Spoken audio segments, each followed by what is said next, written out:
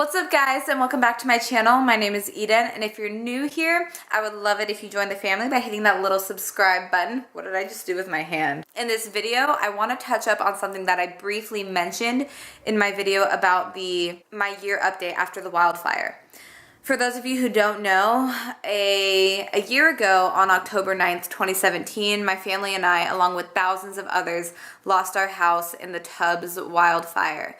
We had to evacuate around 1:40 in the morning. About 7 hours later, our entire neighborhood was wiped out, and this last year has been the most transformative year for me in my entire life, with so many lessons to be learned. And so partially what I want to get out of this channel is just spreading all the knowledge that I have learned and obtained since then, and hopefully inspire people and help anybody going through any emotional, physical, or mental pain, or anybody really just looking to better their life and their health. Also, if you are new here on this channel, we talk a lot about health and wellness, veganisms and topics related to the vegan community, how to manifest the life that you want, and ultimately how to become the best version of yourself that you can be.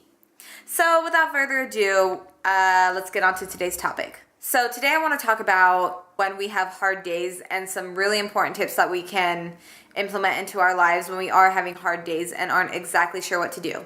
Everybody deals with stress in different ways. Everybody has their own outlets, healthy or not. But when I was going through the lowest points of my life, after the fire, after my first breakup, I initially didn't have any idea what to do or any knowledge of what would be the best way to nurture my body in the time. So I spent a lot of my time drinking and smoking and going to raves and events, and I would say within the last 2 or 3 months have really, as a whole, been my fastest, rapidly changing times. Yes, I have progressed a lot throughout the year alone, and I've really gotten a good handle on where my goals are and what I see myself doing in the near and distant future. But it wasn't until just a couple months ago that I really knuckled down on what helps me in my most stressed out times, and I want you guys to have the fast forwarded version and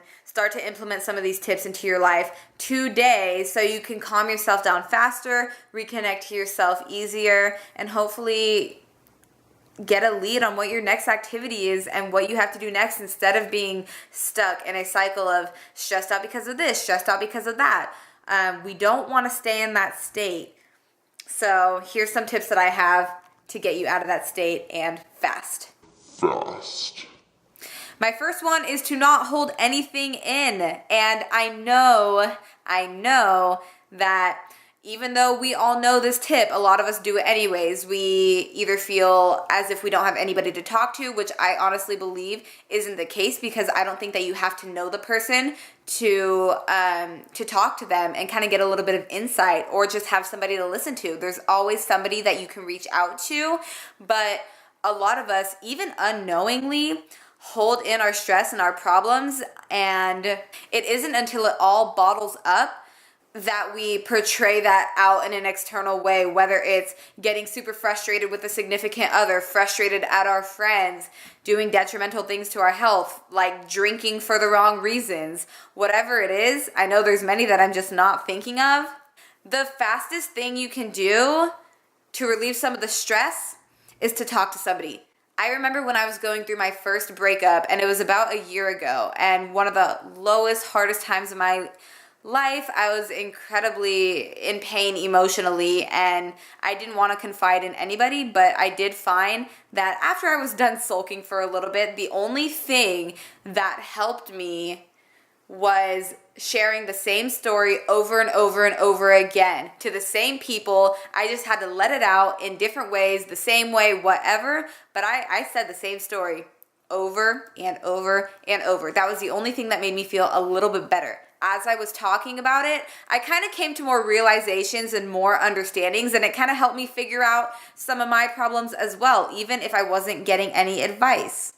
It really comes down to what you're going to do for yourself, and you might come to some realizations yourself. I honestly believe you will. Tip number 2 is to start walking and listening to podcasts while you walk. So walking might just seem like a thing for health, And when I started walking every single day with the goal of getting 10,000 steps in a day, it was strictly to get more steps in every day. And we always hear people talking about this as well, but it really isn't until you start doing it that you start reaping the benefits of it.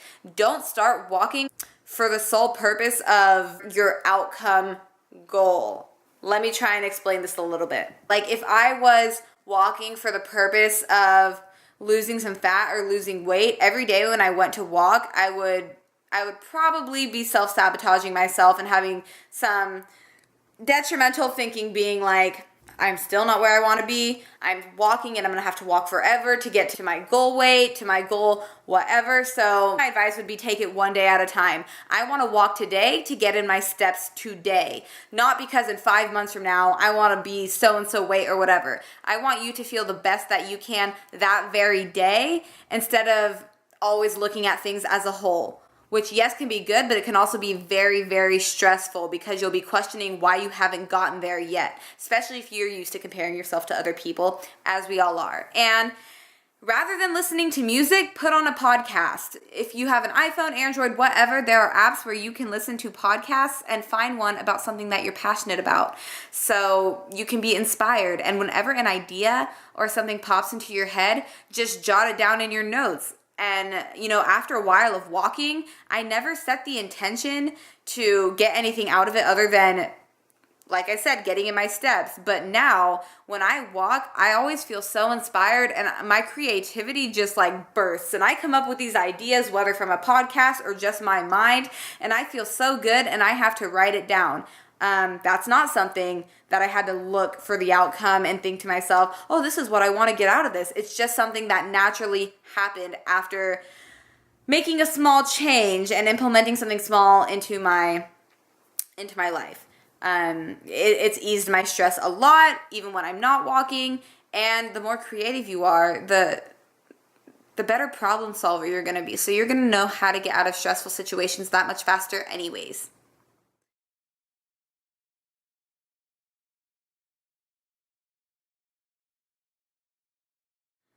My third and final step is to make a game plan. So sometimes we get in these ruts where it just seems like a constant spiral going downhill and we aren't sure what to do or how to get out of it. So we kind of just wait for it to pass, but we never really deal with the problem. So if there's something that doesn't go right in your life or something that you're not happy with, that is the exact moment to take a minute, reflect on it, and then make a game plan. So for example, let me just make up something really quick. You had a date. You were going to go out to a nice dinner or a movie or whatever, and you were super excited for this date. All of a sudden, your date cancels. Your thoughts start running wild. Oh, why did they cancel? What happened? Now I can't get all nice and cute. I can't see the sky. What's going on? If you're stressed out in that situation and you're a little bit bummed out that you're not going to get to go on your date, it's time to make a game plan. Yeah, you can reflect on it a little bit, but one, you can't change what other people do, but you can change how you react to it. And if you want to make a change in that moment, then make the decision to not look at it as a bad thing. Maybe they're sick, maybe they had an emergency, whatever it might be. Take that reaction, the better reaction, and make a game plan so that now you have something else to do that night.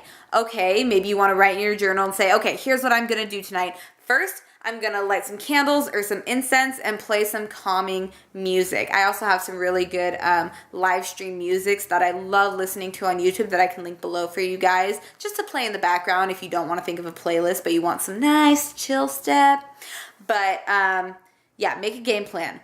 Tonight, I'm going to light some incense, play some music, and I'm going to do a face mask. Obviously, you already have the night free, so I'm going to take care of myself tonight. I'm going to do this, I'm going to do that. I'm going to declutter my entire email list so I don't have to do it tomorrow. Whatever it is, make a physical game plan so you know the steps you're going to take to get out of that rut. And I guarantee you will feel so much better not keeping all of this bottled up in your mind, but having an exit plan, and quite frankly, one that could potentially make you feel better in a long run. So once again, these are things that even though that in my 20 short years of life, but these are things that I didn't learn and start doing until about 2 or 3 months ago. And I can honestly say that my stress levels have gone from up here to way down here since I started doing these things. And so just to recap, don't hold anything in. Find someone to talk to, whether it's online, family member, friend, total stranger, whatever, however. Make a Tinder account and go find friends. I'm just kidding. You don't have to do that. Unless you want to, I don't really care. 2, walk while listening to podcasts. And if you can't walk for whatever reason, or man, I was going to say if you don't have time to walk, but everybody does if they make time. But if for whatever reason you can't walk, or you really, really, really don't want to even try or give it the time of day, then just listen to a podcast and let your thoughts kind of soar and jot down any solid ideas you have or creative ideas, whether it's a quote, whether it's a full-on paragraph of information, whether it's a journal entry, whatever it is, jot it down. Even if it's just a word, your creativity will soar and you will elaborate on it later. 3, make a physical game plan. Something that's going to get you right back on track even faster, even if things don't turn out how you want them to. Yeah.